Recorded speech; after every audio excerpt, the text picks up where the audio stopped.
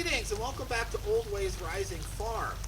We are kind of on a slightly drippy day here, dodging rain and snow squalls. We had a little thunder snow earlier, which is a lot of fun to experience. And we're talking about one of the newest additions to our family activities, and that is the use of a portable bandsaw mill. Now, we'll talk about the mill itself in project videos for years to come. But right now what I want to talk about is the waste product which comes from the mill. And that is sawdust as well as these chunks of slabbing. Now, we want to do something interesting and useful with this as much as possible. So far we've only been cutting two species, hemlock and dead ash from around here. The ash slabbing is an easy one, that's going to be firewood. The hemlock, I am going to do an experiment with. We're going to do that experiment together. We're going to grow some mushrooms on it. The mushroom that we're going to grow is a mushroom that has been used for a very, very long time for health and medicinal purposes.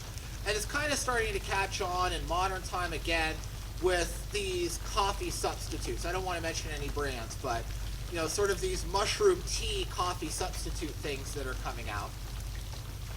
Most of the reishi mushrooms, and there's a number of species, grow on hardwoods and have a fairly wide tolerance range of hardwoods on which they can grow. But the Hemlock Reishi has a really interesting story. It's endemic to the Appalachians, and it only grows on hemlock.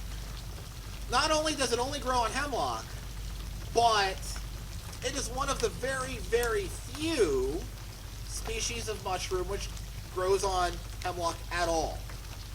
So if you look at this piece of ash, it would be foolish to use this for mushroom cultivation. It's partially rotten wood. I've got a little kitty friend here. It's okay. He's cute. It's partially rotten wood. It's got a lot of bug holes and fungal staining, these dark streaks. That's all mycelium that's already colonized this. Now, what species is it? If it's cobalt, it doesn't matter, right? If you want to put oyster mushrooms here, and that's cobalt fungus, who cares? It's not going to affect anything. You're not going to eat the cobalt fungus and think it's an oyster mushroom. But if you want to do something like grow namikos on here, and that is deadly gallerina, that's a whole other story and very dangerous, right? So we don't want to use bark off, partially colonized with weedy mushroom hardwoods for cultivating edible or medicinal species. It's dangerous. It's not a good idea. But since the hemlock has so few fungi which actually grow on it, there's a very good chance that even though they're logs that have been around for a minute and have lost most of their bark, there's a very good chance that we could have our Hemlock Reishi colonize those logs and displace anything else that might be there. The reishi mushrooms are known to be a very strong, very aggressive colonizing species. They produce a lot of antimicrobials that are active against both bacteria and other fungi. So they will go in and kind of push everything else out, and they will colonize this wood, which very few other things can grow. So we're going to do a couple experiments with it. The first is going to be using some commercial sawdust spawn to inoculate some pieces of our hemlock slabbing. Come join me. We have our slabbing, big giant chunks of hemlock. And if you've seen this channel for any length of time, you know that if this was pine or basswood or anything like that, these would be turning into ducks decoys. But this is hemlock, and hemlock is a nightmarishly miserable wood to carve, so we're not doing that. We're going to grow mushrooms on them. I picked out the thickest ones, the chunks that have some meat to them, so that there's some food there to grow a nice big colony of mycelium.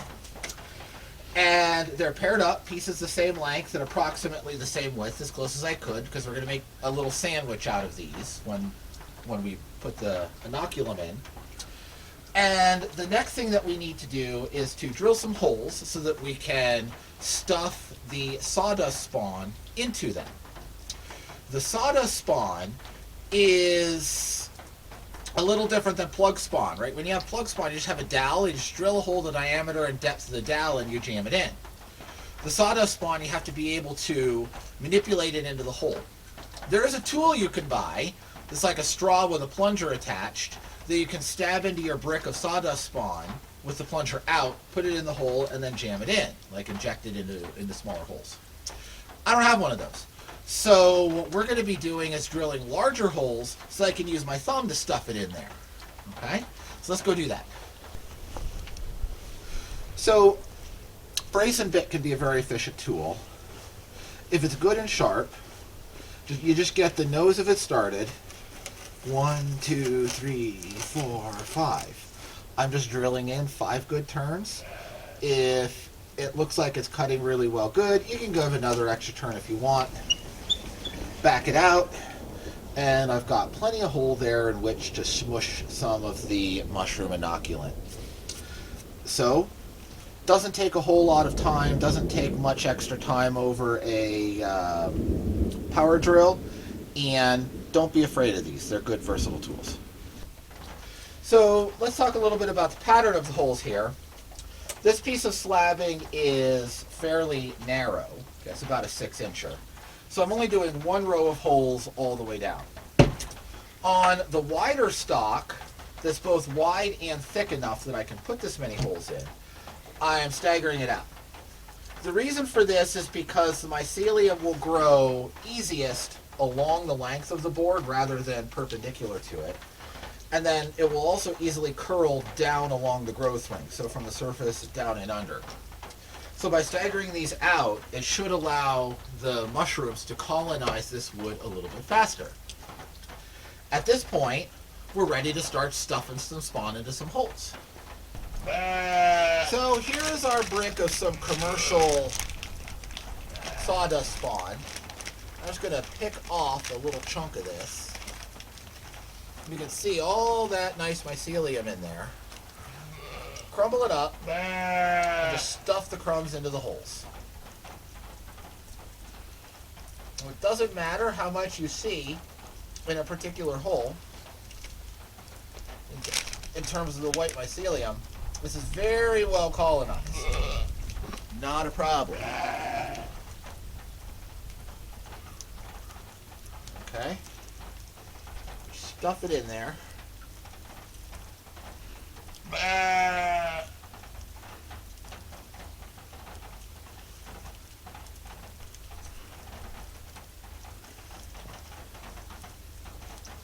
Just like so. Excuse the grumpy sheep. We do have grumpy sheep. Our sheep think the only reason we ever come down to the barn is to give them snacks. Yeah. It's not dinner time yet, though, so they'll live. Now, normally, I would advise against using wood like this that's had the bark removed, especially with this armillaria mycelium on the outside. But this stuff doesn't really infect anything except the growing layers of bark.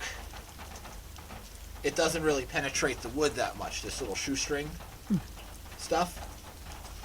And this is hemlock. If this was anything other than hemlock, I would not be doing this with these particular boards. But hemlock is so inhospitable to mushroom growth that very few species can actually grow in it. I'm just going to fasten these. Okay. Very, very few species can actually grow in hemlock. So, not going to be able to get it straight on there. Board's a little too thick. I think we will be okay with this lumber because it's hemlock and because this Hemlock Reishi is one of the very few species that can actually tolerate this wood. It's an experiment. We'll see how it goes. So there we have a sandwich. We have those plugs coming down in. And remember, on an auger bit, you have that lead screw. So you have the mycelium down, but then it will very quickly penetrate the full depth of that lead screw. So even though my holes weren't huge, it's going to make a fairly deep penetration down in. It will also very rapidly fill this gap in between these two boards and tie these two boards together.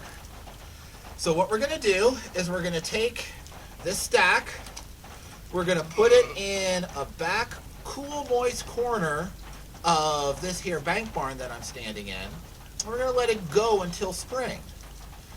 It shouldn't freeze too hard back in the corner where I'm going to stuff it, but it might freeze a little. But this is a native Appalachian species, so it can take our weather.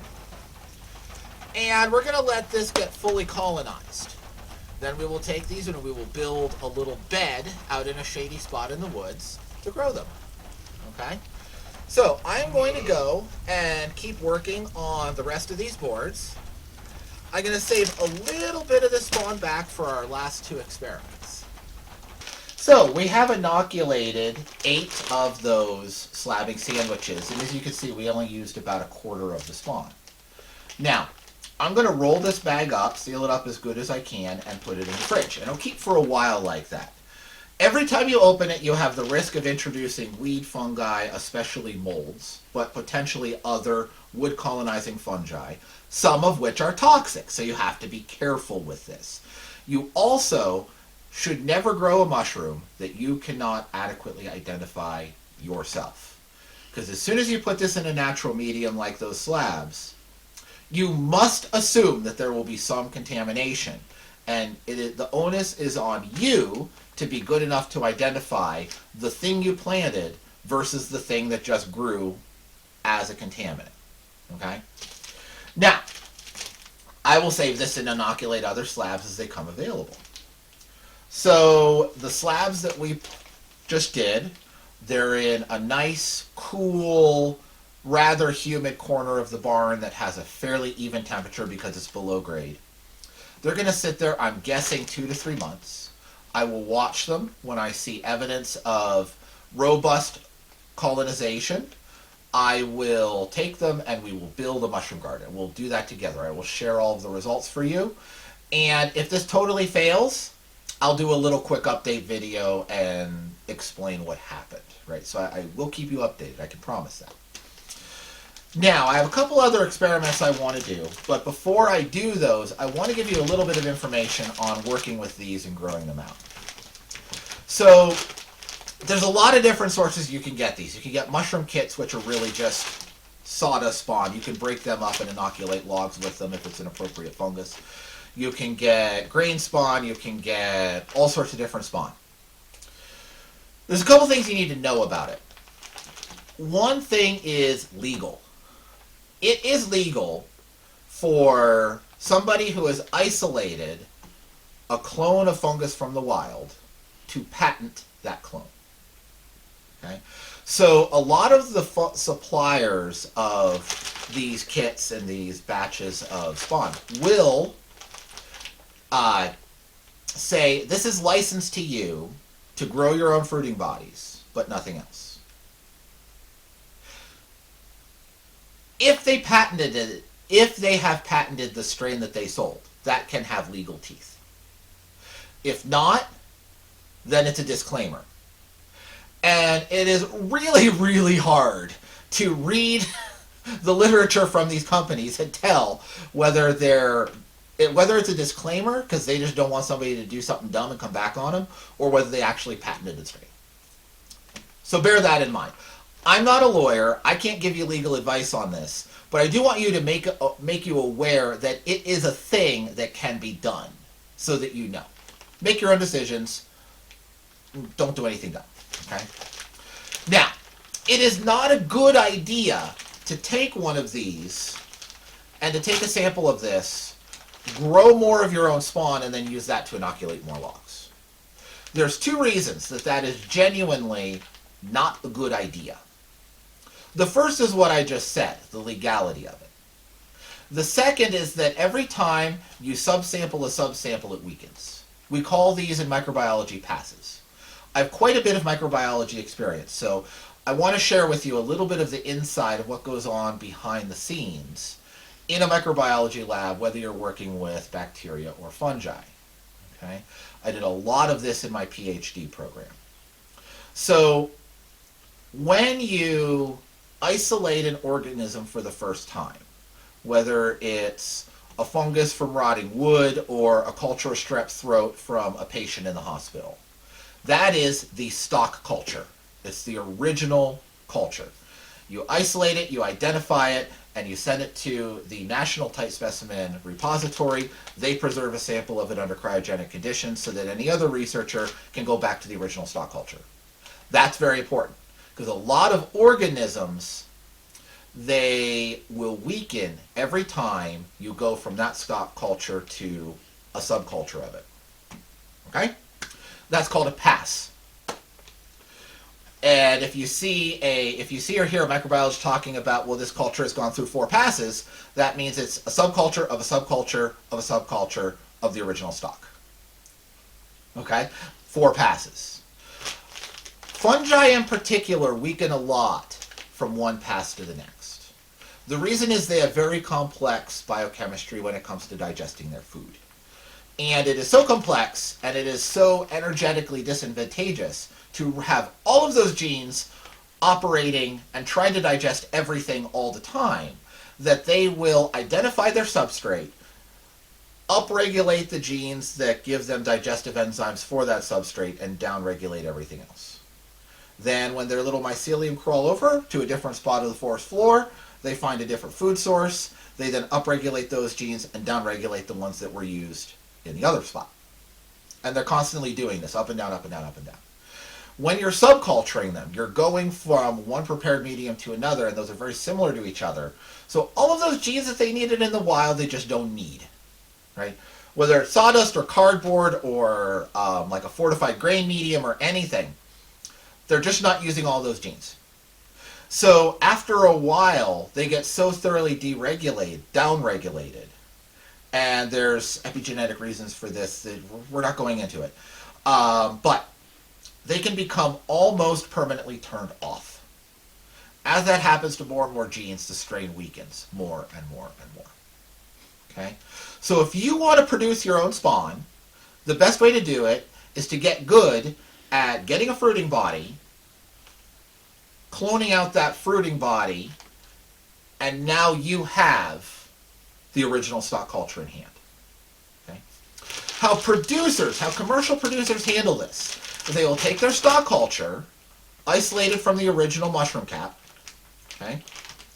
They will grow it out in a liquid culture on a shaker flask, right? If you've ever seen a movie with like the shaker flask going like this, you know, the bobblehead flask, right? That's what I'm talking about. They'll grow that out, and then they'll take that liquid, that broth that has all of these fungi or bacteria, whatever they're working with, from the bobblehead flask, right? It stops bobbling before you stick pipettes in it. But you'll take out an aliquot of that, mix it 50-50 with glycerin. That then goes to -80 or in liquid nitrogen, depending on what type of organism you're working with. Okay. And that is permanent storage. That is completely shuts down the metabolism of the organism until it's warmed back up. Right? So you can literally take that little tube, you know, grow out 100 mils in the bobblehead flask, right? Take out 100 1 mil aliquots, put a milliliter of glycerin in each of those, dropping that -80. Now, when it comes time to grow one of these, you take that little tube, you open it up in a sterile hood, so there's no chance of contamination. You tuck a little probe in there, you scrape off a little bit of the ice. You scrape that into another bobblehead flask. Put it on the shaker, it bobbles, it grows. Then you take that, you dump it into one of these bags on the medium that's going to grow on. Right? So you have 100, from one culture, you have 100 tubes. From each of those tubes, you could do hundreds of batches. And it's all the first pass. You can't do that in your kitchen. You just can't. Okay? There are limits to kitchen science. Okay? There are reasons that these laboratories cost millions of dollars to build. Okay? There are good reasons. So you really genuinely don't want to take a culture that has been grown this way, just subculture it again and again and again. It's going to weaken. Okay? Now, all of that being said, I'm going to do a little experiment. I have never worked with this species before, and it is somewhat peculiar and different from the rest of its genus. So I want to know what it can tolerate, what growth conditions it can tolerate. So I'm going to do 2 grow outs from this before I seal it up and put it away in storage. I'm going to grow it on cardboard, and this has been sitting here pasteurizing in some boiling water. And I'm going to grow it on sawdust. Okay, this is sawdust from the mill. It's hemlock sawdust. And I just want to see how it behaves in 2 small specimens. Okay? So I'm going to prepare these. We'll move the camera over here. And I'm just asking the question, Hemlock Reishi, what do you like to eat? Okay? Neither of these cultures is going to go anywhere beyond this little experiment. I'm just going to destroy them at the end. Throw them in the compost pile is totally legitimate for a fungus like this also. So, that's to be determined, but I want to see how and if they grow and what types of medium they would tolerate. I don't trust cardboard for growing up fruiting bodies, okay, because you never know what contaminants are in it over its lifetime. And I don't trust this particular batch of sawdust because it's winter, it's a water-cooled blade, which means we have to use windshield wiper detergent, or not detergent, but windshield wiper fluid, right? Which is mostly water and methanol, which doesn't worry me, but there could be traces of glycol in it depending on what a particular brand decided they needed in their formula. And again, they don't tell you that. So I would not trust this as a fruiting body production substrate. But come summer, when we are running the sawmill and just running it with water, plain straight tap water to cool the blade, then I would trust it as a fruiting body production substrate. So I'm just going to test this little handful and see how it works. So I'm going to reposition the camera and we'll go to it. Okay, so first off, I'm going to work with this sawdust. So I'm just going to layer cake in here. We're going to make a mushroom parfait. Yum. We're going to put, yum. No, not so much this one. It's more of a medicine mushroom than an eating mushroom. We're going to put a little bit of the inoculated sawdust, and we're going to put in some more unmessed with sawdust. In she goes. Another handful of this. Again, I just pasteurized this batch of sawdust here, just putting it in the refrigerator. Yeah, that's going to heat it up. I put it in the microwave for 2 minutes until steam came up off of it. So that will get rid of most of the baddies. Again, very little can actually grow on hemlock. Okay. And now I'm just going to fill this up.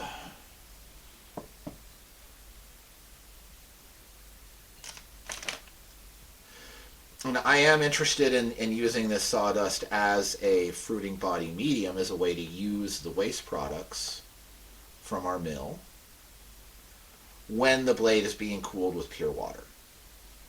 Right? So this is a potential production method. I just want to see how it behaves.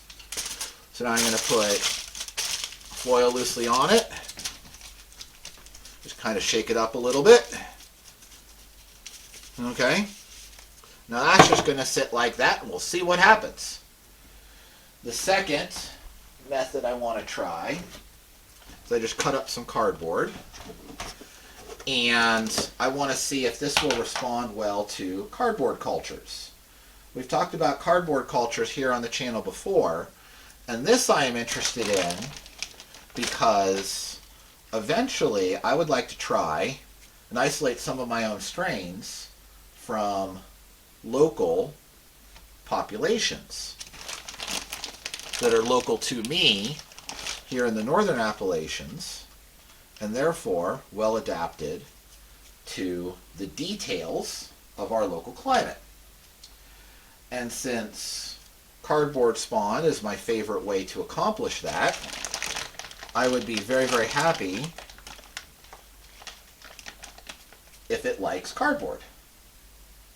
So that's the purpose of this experiment.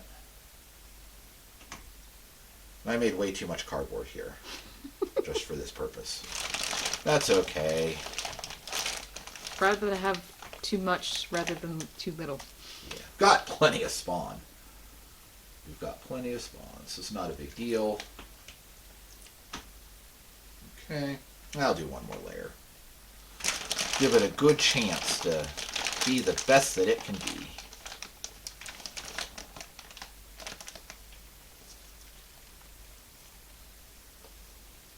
Want to see how fast and how well it colonizes, how well it behaves on this. I may leave it, you know what, I may leave it long enough to see if it fruits. Okay, again, I'm just trying to explore the biology of this mushroom. Okay, there's a big chunk of cardboard on top. Okay, good enough. That's going to get this lid, and we will set it aside as well. So, if you're interested in these experiments, please subscribe so that you don't miss them when they come out. It's going to take time.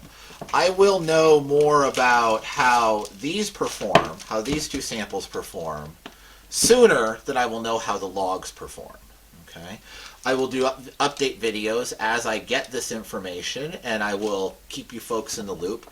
But for this type of cultivation, especially with the slabbing logs, I expect that will take at least 2 to 3 months before I know if the logs are well colonized. It could take 6 or 10, depending on how rapidly it grows and temperature fluctuations and what the year does, right? There is variability there, and there is difference from one strain to another and one species to another. So that'll be a long-running thing. These I should know in a couple weeks to a month or two, max, right? How well these are doing. And then we will move on, and I will keep you up to date as the project develops. But please do subscribe if you want to make sure that you see these updates. Ring the notification bell. And if you're enjoying these videos, I would be most grateful if you gave it a thumbs up so that the YouTube algorithm knows that you're enjoying it. And I'll see you next time here at Old Ways Rising Farm.